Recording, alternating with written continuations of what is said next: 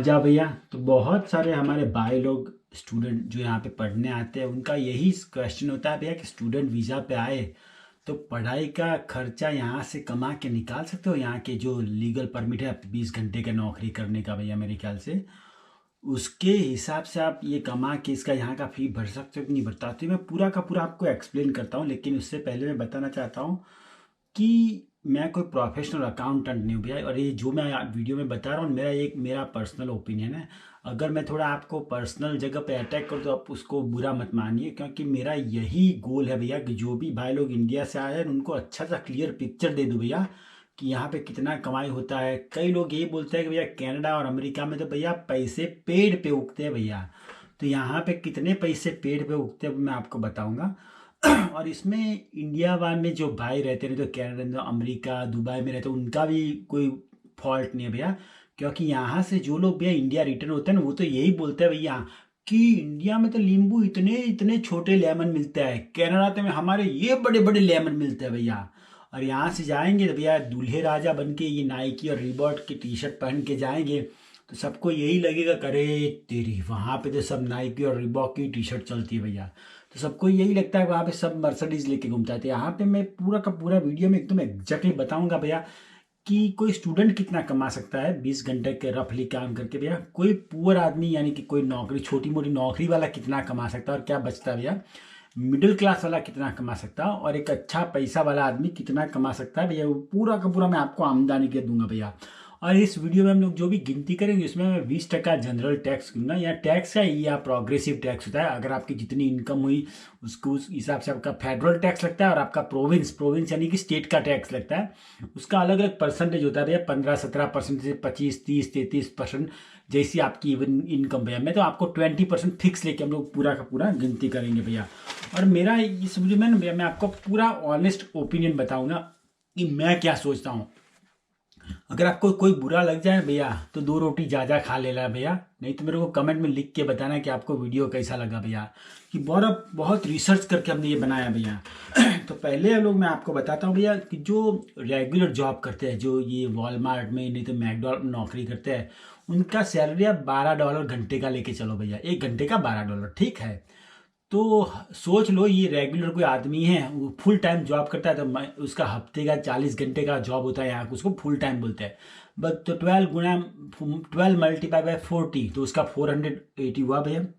और 480 को एक महीने में 4 हफ्ते होते हैं, तो उसका टोटल 480 × 4 तो उसका 1920 हुआ उसका ग्रोस इनकम, टोटल इनकम भैया। उसमें से 20% टैक्स काट लो तो टैक्स काट के आपके हाथ में आएगा $1530 आएंगे। फुल टाइम आदमी कोई एकदम वॉलमार्ट, मैक्सी, ये कोई गैस स्टेशन पे नौकरी करेगा, $12 का उसका तनख्वाह होगा तो $1530 उसके हाथ में कट कपा के आएंगे भैया जनरली। ओके, अभी मैं बोलता हूँ यहाँ पे भैया रेंट का इतना खर्चा होता है। अगर आप टोरंटो में कहीं पे बेसमेंट लिया भैया अच्छा तरह से 800-900 तो मिनिमम है भैया। कोई भी छोटे से छोटे गांव में रहोगे ना मेरी तरह भैया तो भी $550-600 तो मिनिमम उसका रेंट लेके चलो भैया। 600 से नीचे तो मिलना है ना भैया, बहुत मुश्किल का काम काज लगता है मेरे को। तो ये 600 का रेंट लेके चलो। अगर आप टोरंटो डाउनटाउन में रहे भैया तो रेंट होता है 2000-3000। वैनकूवर में होते हैं कोई क्लासी अपार्टमेंट रहे तो रेंट होगा आपका महीने का 3000 भैया। तो वॉलमार्ट में नौकरी करने में अगर घर में एक आदमी कमा रहा है भैया तो ये ऐसे अपार्टमेंट में आप रह नहीं सकते भैया। वॉलमार्ट में आप अकेले हैं और भैया फुल टाइम जॉब करते हो, कहीं पे बेसमेंट में रहना पड़ेगा। 1530 आप कमाएंगे, उसमें से आप 800-900 भैया रेंट में दे देंगे। और 2 छोटे भैया महीना में क्या थोड़ा टाइट टाइट फिटिंग हो जाएगा, उसमें आपको गाड़ी पोसाएगी नहीं, पहले बोल देता हूँ भैया। और ये कौन से एरिया में रहते हो वो भी देखते हो, क्योंकि अगर अपना कार नहीं है तो आपका मंथली पास लगेगा $200-250 का भैया। आपकी ग्रोसरी लगेगी आपका ये भैया। आप बाहर खाने की सोच नहीं सकते। अगर वॉलमार्ट मैकडॉनल्ड में कोई छोटी मोटी नौकरी कर रहे हैं भैया तो आप ऐसे सोचोगे कि हम यहाँ पे खाएंगे ना जो वहाँ पे खाएंगे ना भैया, तो ये हो नहीं सकता। और कई लोग क्या सोचते हैं भैया पता है, अरे इंडिया में एक कनाडा का डॉलर का 60 रुपये मिलता है भैया, वाह क्या जलसा है। लेकिन उस देश में भैया इसकी इनकम ही देखिए जैसे कि आप कोको कोला का एक कैन लेने जाएंगे ना भैया कोई ग्रोसरी स्टोर में, यानी प्राइवेट नानी छोटी दुकान में थे, यहाँ पे $1 लेता है भैया। $1 में दीपानर उसको कॉर्नर स्टोर में $1 का मिल जाएगा। वही भाई हमारे इंडिया में भी है भैया कि इंडिया में कनाडा का ये कोको कोला के कैन का कीमत है, मेरे को कमेंट में लिख के बताओ भैया ताकि हमको मालूम पड़े। लेकिन करीबन करीबन देखे भैया तो एक जैसा ही होता है भैया। और इंडिया में पता नहीं अभी रेस्टोरेंट का कितना खर्चा होता है, लेकिन यहाँ पे अगर आप मैकडोनाल्ड नहीं तो टीम हॉर्टन में नहीं तो केएफसी में खाना खाने जाओगे ना तो $12-15 तो आराम से हो जाएगा।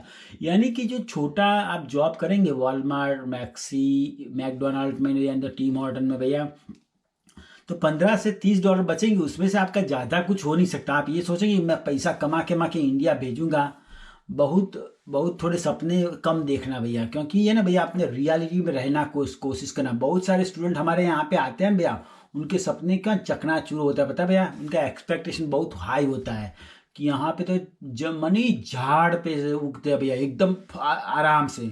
तो 1530 अगर आपने फुल टाइम जॉब किया तो मिलेगा। अगर आपने पार्ट टाइम जॉब किया भैया तो उसका आधा मिलेगा, यानी कि 750 करीब करीब आपका पर मंथ मिलेगा भैया।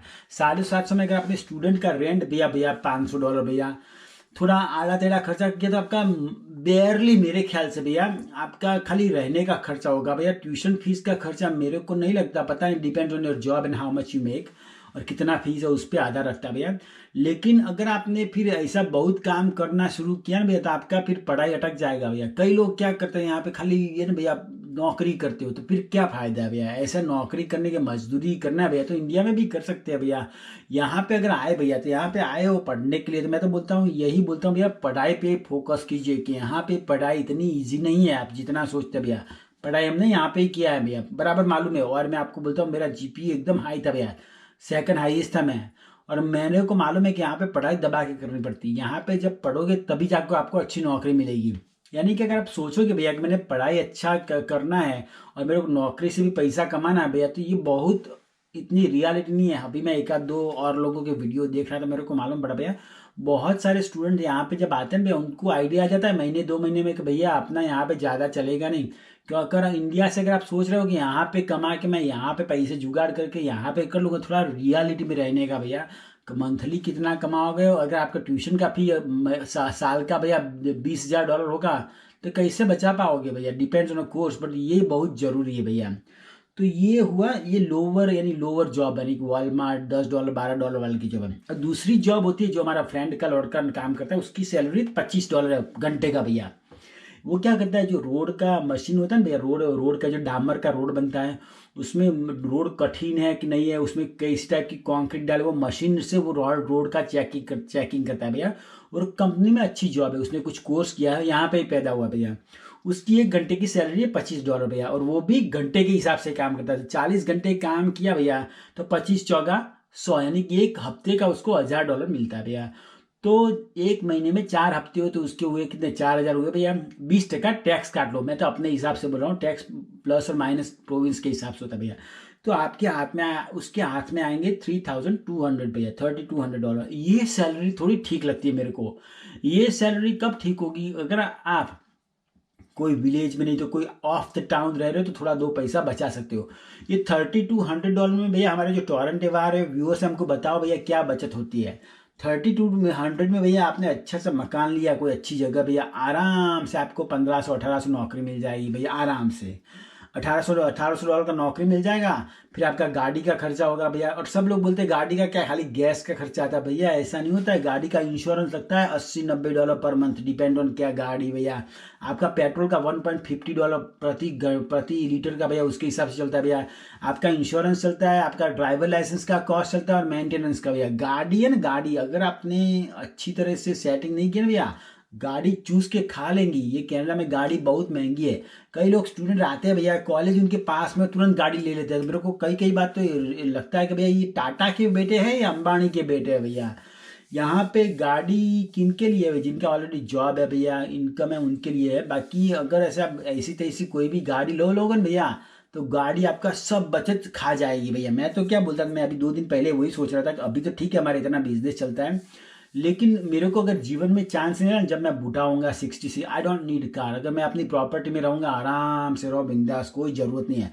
अपार्टमेंट के आजू बाजू में कोई ग्रोसरी स्टोर होगा भैया। गाड़ी का खर्चा मंथली बहुत रहता है, तो ये आपको बहुत ध्यान रखना है भैया। यानी कि अगर आपका 3200 हुआ तो भैया गाड़ी का खर्चा हुआ, आपने अपार्टमेंट का भरा भैया, फूड का खर्चा भरा, फिर आपका ये देखिए ये आपका घर का इंश्योरेंस होता है भैया, आपका टेलीफोन मोबाइल का फोन का खर्चा होता है, इंटरनेट का खर्चा होता है, घर में वाईफाई का खर्चा होता है भैया। और ये सब परचूरण मिलाओगे तो मैं अपने हिसाब से बोलता हूँ 3200 में भैया कपल को रहना इतना आसान नहीं है। मैं सही बताता हूँ आपको, अच्छी तरह रहना तो 3200 में भैया क्या टाइट टू टाइट रह सकते हो आप अच्छी तरह, ठीक। अगर दोनों नौकरी करते हैं भैया तो बराबर बात है, क्योंकि 32 इसके आए 32 इसके आए 3200, यानी 6-7 हज़ार महीने का आए तो दो पैसा बच सकता है भैया। बाकी एक आदमी से 3200 में भैया, अगर आप टोरंटो नहीं तो वैनकूवर डाउनटाउन में रहोगे ना, तो महीने का इतना इतना इजी गेम नहीं है भैया। आपका पैसा चल जाएगा, क्योंकि यहाँ पे सबसे अच्छा देश क्यों है पता है भैया, यहाँ मेडिकल का कोई लफड़ा नहीं है। आपको कभी भी बीमार पड़ जाओ, आधी रात को आप दवा पानी पे खड़े हो जाओ, आपकी सेवा ससुर सा सब कर सकते भैया।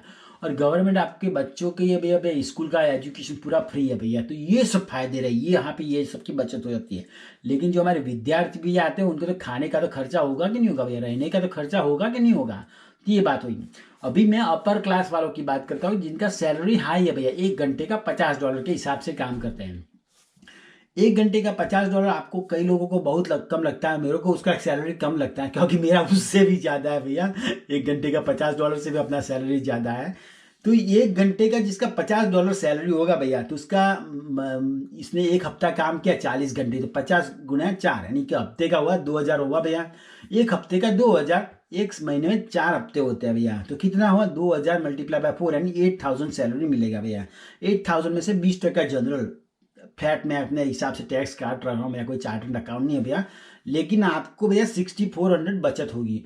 ये सैलरी थोड़ी ठीक ठाक लगती है मेरा भैया, क्योंकि इसमें क्या 6400 में आपके अच्छी सी लाइफ, ये गाड़ी का, घर का, इंटरनेट का, अपने बीवी बच्चों का, ग्रोसरी का, सबका भी खर्चा कर लोगे ना भैया, तो भी आपका पैसा बच सकता है। और जब जाके आप घर का मॉर्गेज ले सकते हो भैया।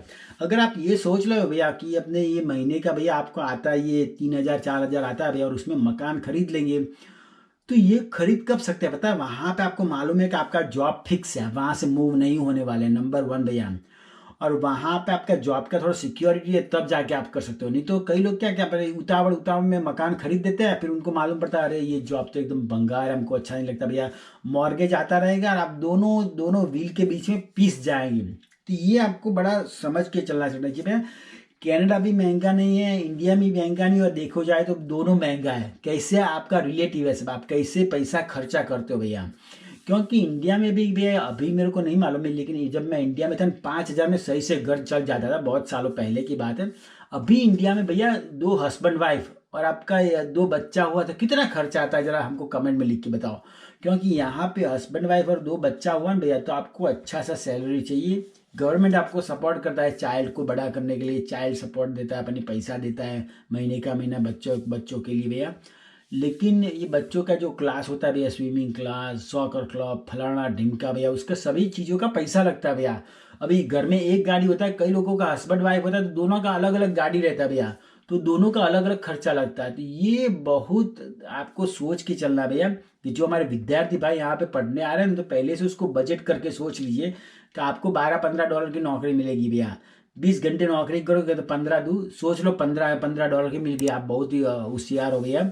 तो क्या हुआ, महीने का 15 दू 30, महीने का हफ्ते का 300 मिलेगा भैया, और ये महीने का 1200 मिलेगा। 1200 में से 20% डॉलर टैक्स काट लिया, 12 दू 24 240 टैक्स काट लिया भैया।